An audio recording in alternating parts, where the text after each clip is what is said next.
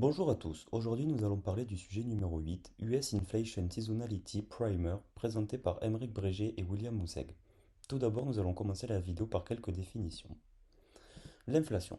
L'inflation est la perte du pouvoir d'achat de la monnaie qui se traduit par une augmentation générale et durable des prix. Elle doit être distinguée de l'augmentation du coût de la vie. L'inflation est donc la hausse des prix des biens et des services de consommation ou bien du panier de la ménagère. Cependant, une augmentation de prix n'est pas toujours égale à de l'inflation.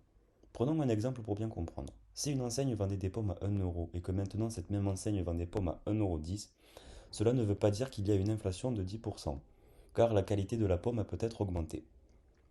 L'inflation mesure donc une hausse de prix à qualité égale. Parlons maintenant de la saisonnalité. La saisonnalité désigne les variations de vente concernant certains produits dont la consommation dépend de la période de l'année. En janvier, les prix baissent toujours, tandis qu'en août, les prix montent toujours. Ceci est dû aux objets non stockables comme les réservations d'avions et d'hôtels. Par conséquent, les prix augmentent en fonction de l'offre et de la demande. Nous allons maintenant étudier un exemple pour permettre de comprendre ces notions, et il s'agit des voitures neuves et d'occasion. Le prix des voitures neuves ont tendance à être à leur maximum pendant les 2 premiers mois de l'année lorsque les nouveaux modèles sont introduits et ont tendance à baisser au cours des mois suivants. Voici le graphique Bloomberg correspondant au CPI US des nouvelles voitures. Nous pouvons remarquer que les prix sont à leur maximum durant les mois de janvier et février avant de chuter et d'atteindre le plus bas pendant le mois de septembre. Nous pouvons aussi remarquer que les prix durant l'année 2022 ont été plus élevés que les années d'avant. Prenons maintenant l'exemple contraire avec les voitures d'occasion. Les prix des voitures d'occasion sont à leur niveau les plus bas de l'année pendant les mois de novembre à mai et ont tendance à s'apprécier en été. Si joint le graphique Bloomberg montrant le CPI US des voitures d'occasion. Nous pouvons constater que les pics sont présents en mars et en juillet, ce qui vient appuyer notre propos.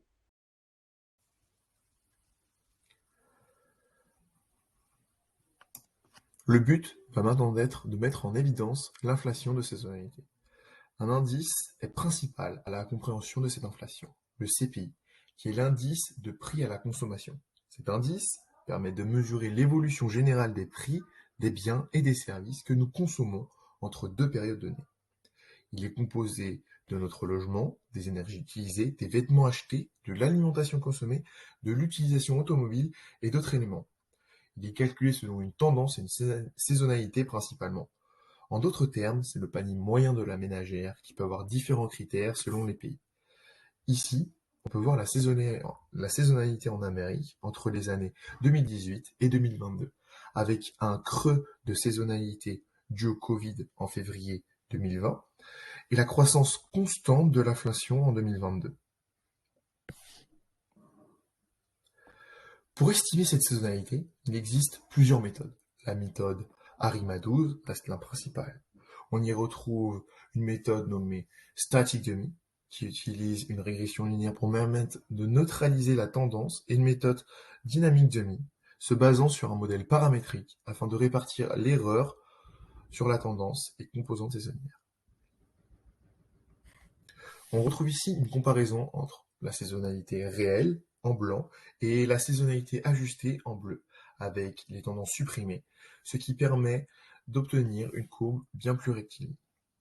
De plus, il faut savoir qu'il existe une relation entre les TIPS, les obligations indexées sur l'inflation du Trésor américain, et la saisonnalité. Les TIPS, comme je l'ai dit, sont indexés sur l'inflation. Ils sont donc liés à la saisonnalité. Puisque l'inflation peut varier au cours des mois de l'année, un TIPS subira les conséquences au niveau de sa négociation et de son rendement. En effet, on peut le voir ici avec l'exemple de deux TIPS, un échéance janvier, pendant un pic de saisonnalité, qui aura un rendement supérieur au TIPS d'échéance juillet, pendant un creux de saisonnalité. Enfin, différentes stratégies peuvent être comparées pour mesurer leur efficacité en présence de saisonnalité. La stratégie long only se contente d'acheter des actions risquées à long terme sans jamais les vendre.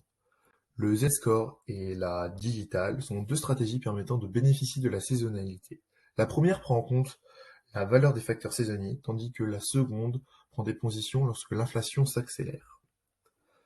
Lorsque l'on compare et analyse les résultats obtenus entre ces trois stratégies, on remarque un rendement meilleur pour la stratégie prenant en compte la saisonnalité.